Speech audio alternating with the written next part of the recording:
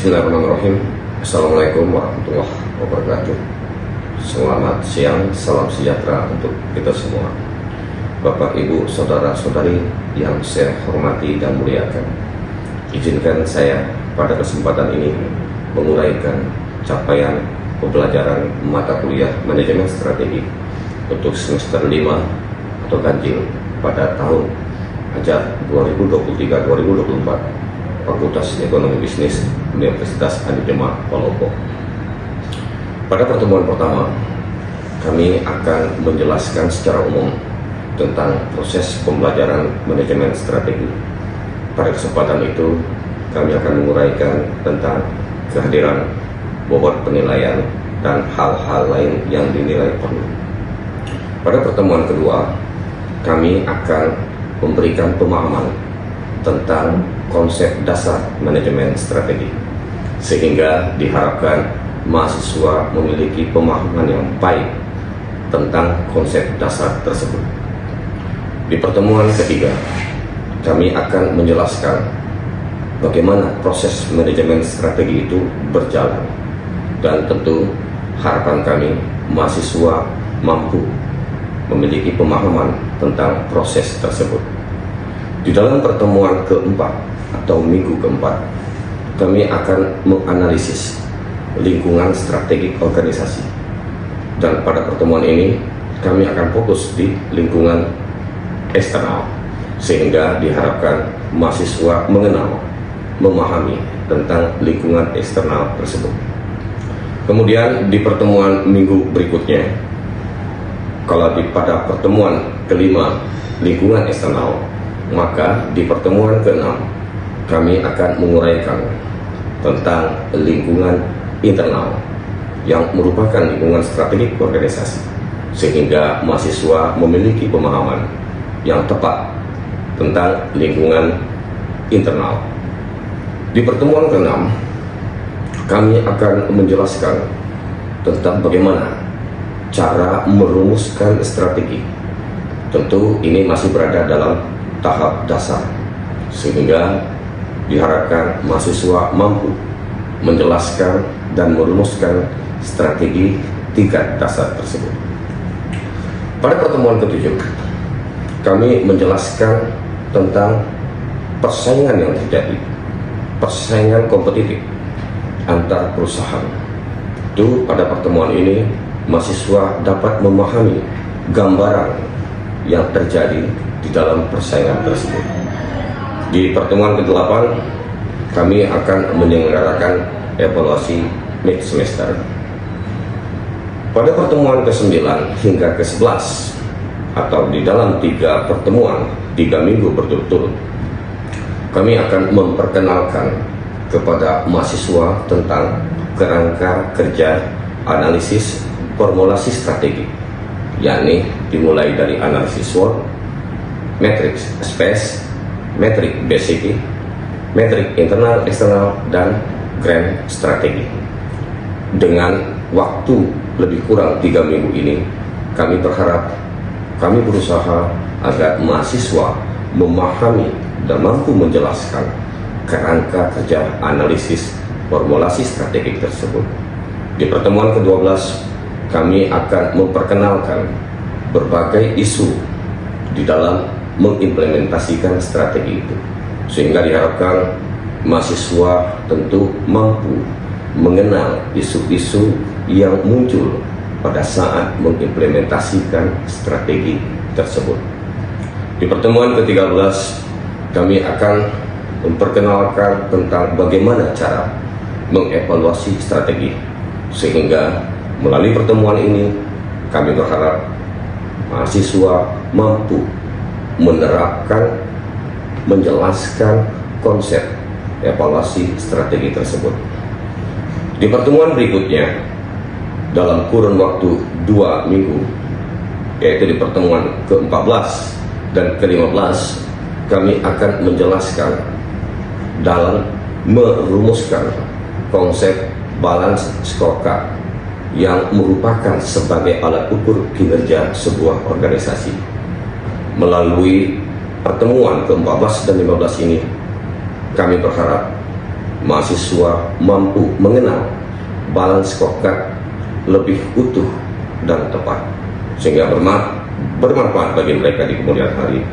Dan di pertemuan terakhir atau pertemuan 16, kami akan melakukan evaluasi akhir semester.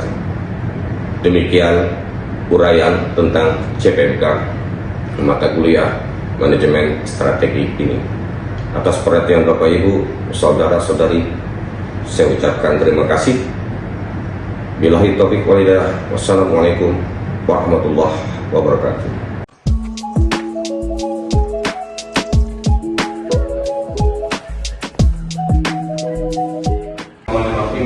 Assalamualaikum warahmatullahi wabarakatuh.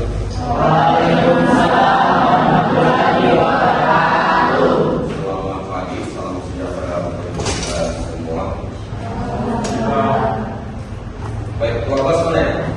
Ya. Bagaimana kehadiran teman-teman? Ada teman-teman di hari Mengapa dengan dua tanpa kendaraan, satu sakit, satu ini. baik? Tapi yang hadir nanti mau diisi data hadirnya ya. Apa kabar semuanya? Baik. Ya, saya Bakrian, alhamdulillah Anda sekarang sedang menanam bibit untuk mendidik di masa depan. Semoga ke depan Anda bisa ke jenjang yang lebih tinggi, S2, S3 dan seterusnya. Amin. Semua menjadi besar.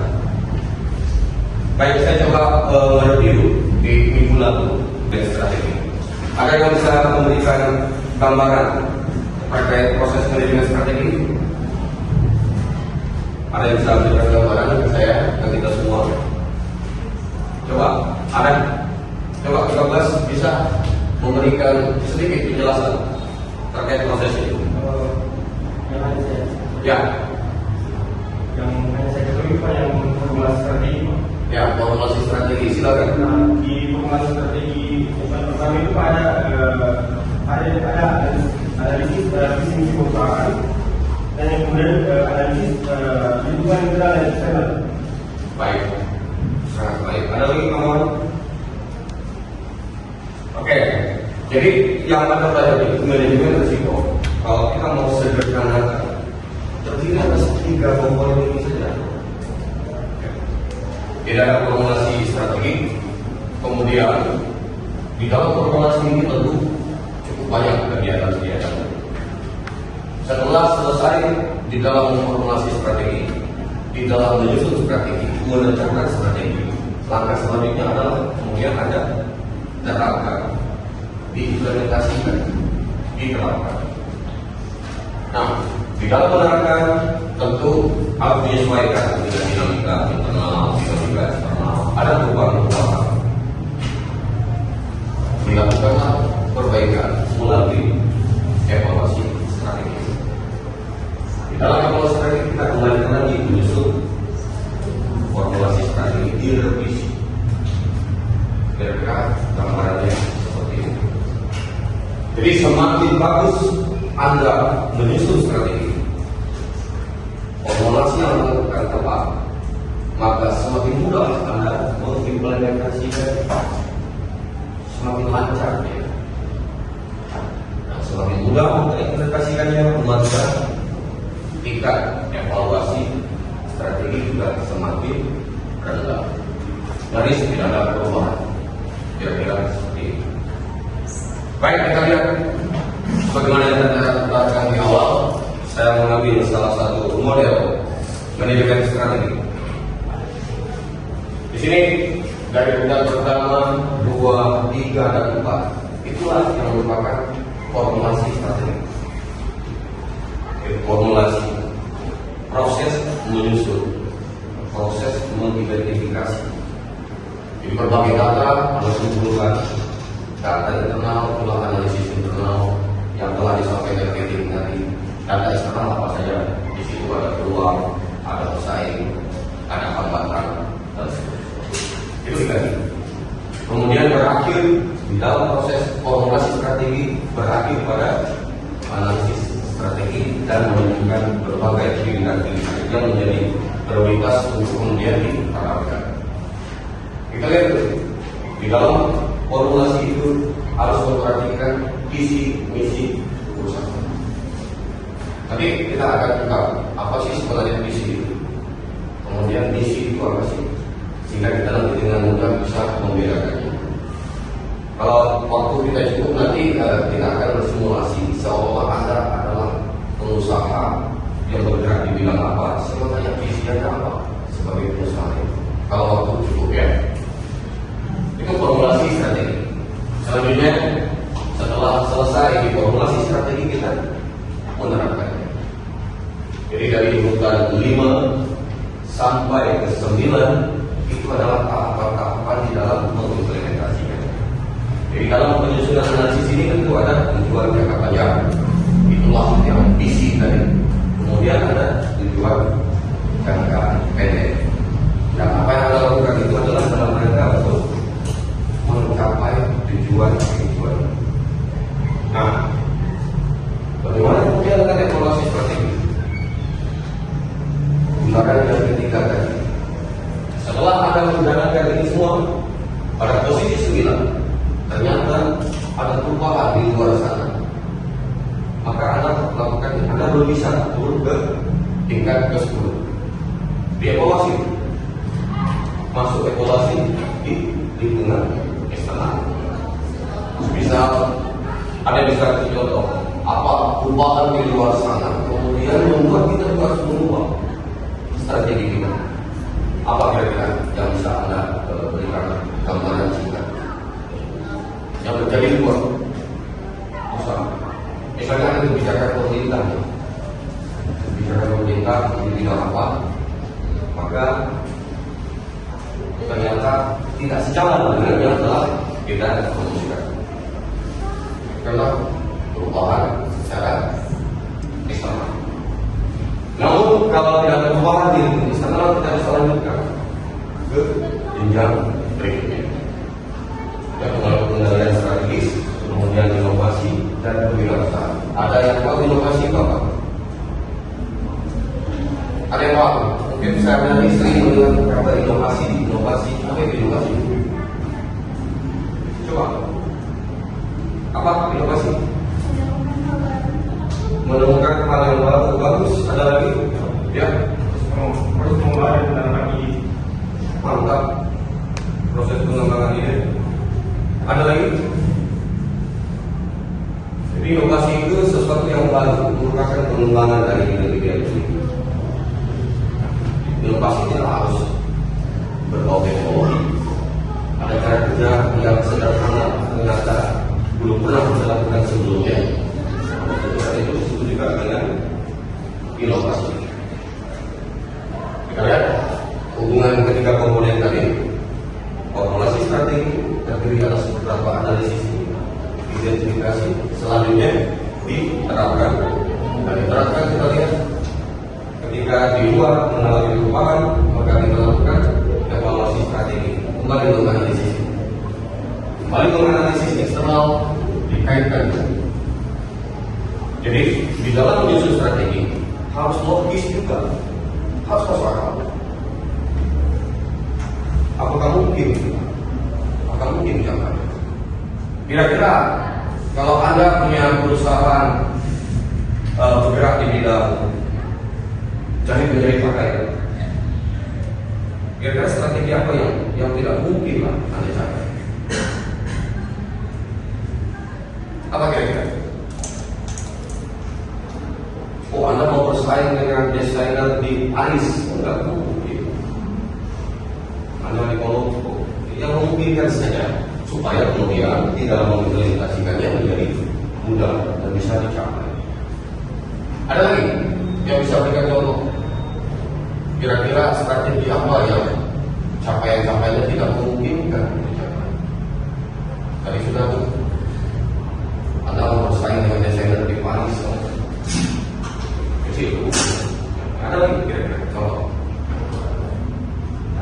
Ayo, di situ berkacamata.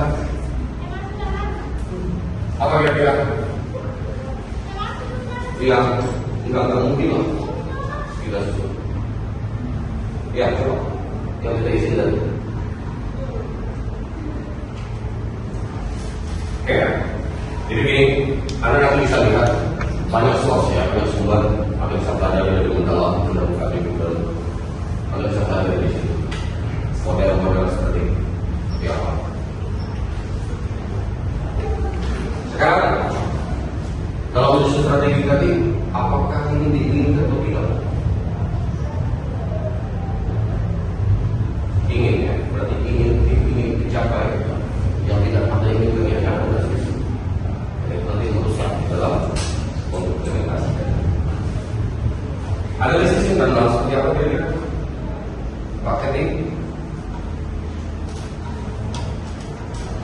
apa yang menjadi kekuatan dan kelemahan di dalam perusahaan kita, fasilitas apa yang kita miliki, SDM apa yang kita miliki, infrastruktur yang kita miliki, kemampuan keuangan yang kita miliki. Itulah analisis internal yang ada di dalam perusahaan. Sementara analisis eksternal itu berada di luar perusahaan. Apa itu? Ada pesaing di situ, ada pesaing, ada konsumen potensial, itu ada regulasi, aturan-aturan pemerintah yang juga terkadang membatasi gerak kita, ada pajak dan seterusnya, ada perizinan dan seterusnya, ada juga diatur tentang persaingan bisnis yang sehat dan seterusnya. Baik, tadi sudah dibuka tentang menyusun strategi harus berdasarkan pada visi dan misi.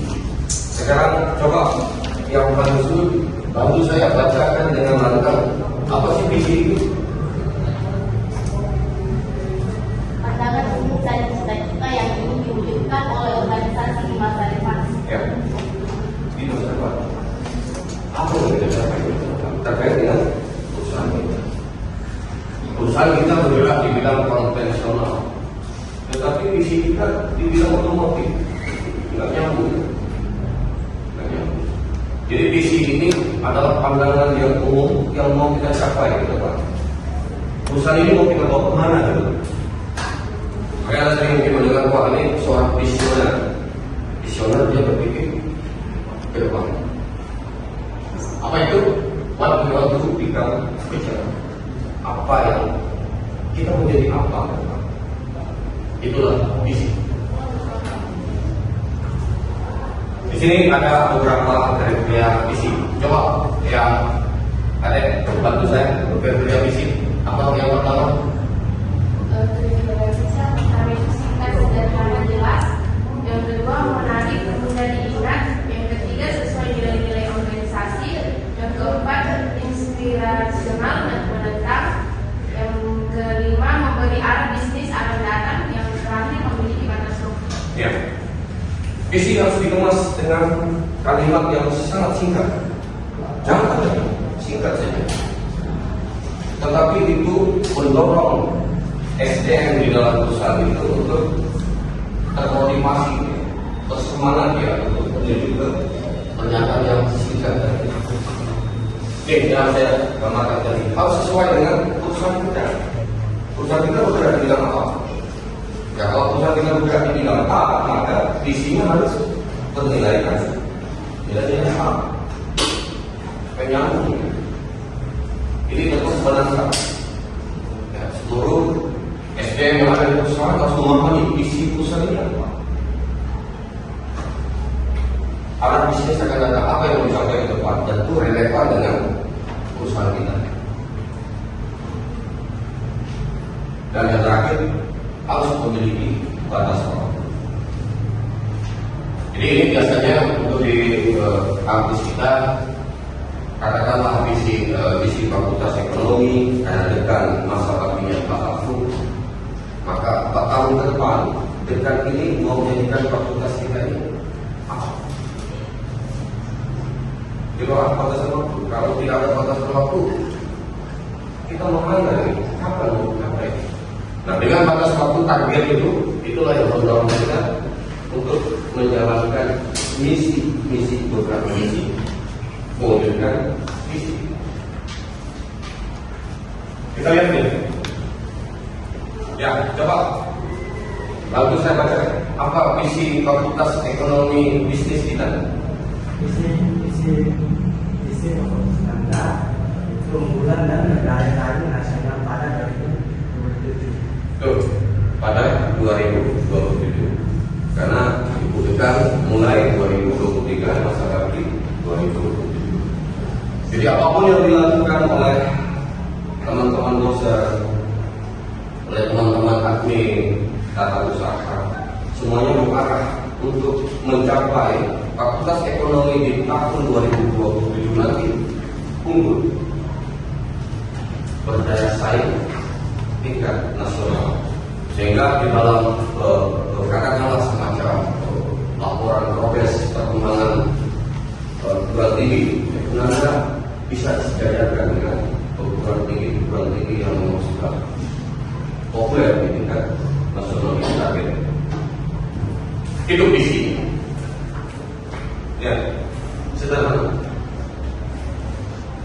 Kalimatnya cukup sederhana dan menginspirasi. Unggul. Apakah Anda ketika mendengar unggul Anda melemah? Ketika unggul kan Anda terus semangat. Kita harus unggul. Kita harus berbuat yang terbaik supaya unggul, supaya kemudian bisa berjaya saing dengan perguruan tinggi lain di tingkat nasional. Jadi kembali ke tadi, jangan juga terlalu muluk-muluk ya. Itu di tingkat nasional menjadi nasional ya. Terus susah dicapai. Baik, sekarang kita masuk ke misi. Coba bantu saya bacakan dengan kami misi yang belakangnya. Rangkaian kegiatan utama yang harus dilakukan organisasi saat ini untuk mencapai misinya.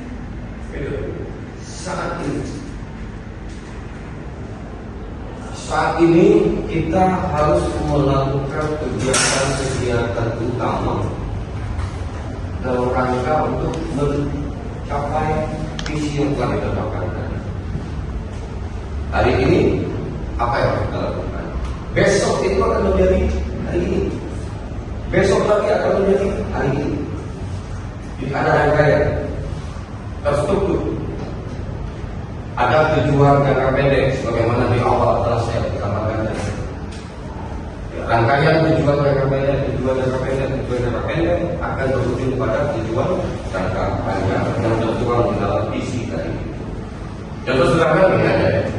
Kalau tujuan kita ke Makassar, tujuan utama dari Lombok, tentu Anda harus melewati Kabupaten Luwu dulu.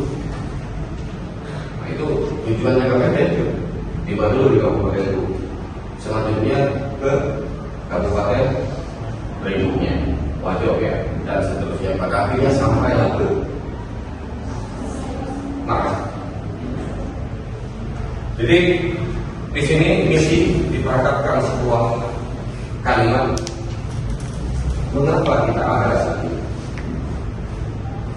Tapi sepanjang kita masih ada harapan untuk mencapai visi. Kalau sudah tidak ada bubar, fakultas ekonomi ditutup, ya, kita nggak ada di sini. Mengapa kita ada pada saat ini?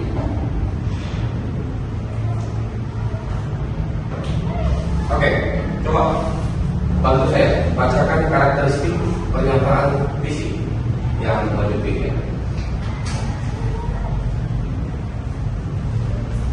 Inspirasi, panjang kalimat, 250 kata, identifikasi, penggunaan produk perusahaan menunjukkan perusahaan bertanggung jawab sosial dan lingkungan. Baik, jadi dia menginspirasi, memotivasi kita, mendorong untuk kemudian melakukan tindakan-tindakan kecil untuk mencapai tujuan-tujuan jangka pendek yang berujung pada tujuan jangka panjang. Jangan terpanjang kalimatnya, usahakan di bawah 250 kata, jangan terlalu banyak. Kemudian ya harus relevan dengan produk kita. Jadi perguruan tinggi kita ini kalau mau dilihat secara manajemen pemasaran, dia masuk kepada salah satu perusahaan yang bergerak di bidang pabrik intelektual. Jadi produk-produk kampus kita ini adalah produknya berupa jasa untuk melahirkan sarjana yang berintegritas. Harus nyambung. Jadi fakultas ekonomi tidak boleh berisikan misi tentang apa ya? Tentang pengelolaan testing berbuat tidak nyambung, terus nyambung. Apa apa yang menjadi core bisnisnya. Oke. Kemudian tentu apapun organisasi, apapun perusahaan itu ada namanya tanggung jawab sosial. Itu juga harus dipertimbangkan, diperhatikan. Kalanya ada katakan ada musibah, mungkin dengan menggerakkan teman-teman melakukan donasi, kita berkunjung ke sana meringankan orang, kira-kira seperti itu. Baik, ini isi fakultas kita. Coba bantu saya bacakan. Yang pertama apa? Oke, siapa yang bisa bantu? Silakan. Pertama, menyelenggarakan pendidikan yang bermutu melalui peningkatan kompetensi SDM unggul yang berjiwa entrepreneurship dan berdaya saing nasional. Ya, baik, selesai. Lanjut. Menyelenggarakan penelitian inovatif yang bermanfaat di bidang ilmu ekonomi pembangunan dan ilmu manajemen. Oke, disuruh Kevin. Lanjut. Selanjutnya yaitu menyelenggarakan kegiatan pengabdian kepada masyarakat yang produktif di bidang ekonomi pembangunan dan manajemen yang berbasis iptek dan entrepreneurship. Baik, tri karena perguruan tinggi. Tidak lagi dari situ. Karena nafas kita memang di situ. Di bidang pendidikan, bagaimana dosennya ya, disekolahkan untuk bisa mencapai gelar pokok supaya kualitas dosennya bagus. Kemudian penelitian, bagaimana nanti Anda di dalam menyusun skripsi yang berkualitas, yang bermanfaat bagi tempat yang Anda teliti.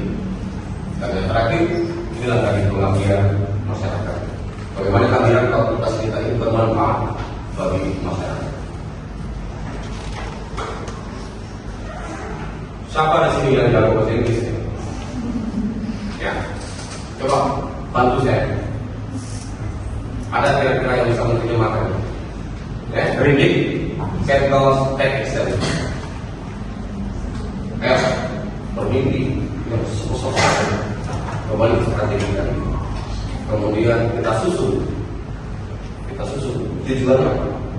Ada tujuan jangka panjang, ada tujuan jangka pendek. Setelah tujuan ditetapkan, ya bergerak atau action. Jangan hanya sebatas ditetapkan, tapi Anda tidak berbuat sama sekali. Barangkali itu ya pada kesempatan ini yang bisa saya sampaikan. Semoga ini bisa dipahami, menambah wawasan Anda, dan silakan Anda memperkaya kembali melalui wahana. Terima kasih atas perhatiannya. Bila itu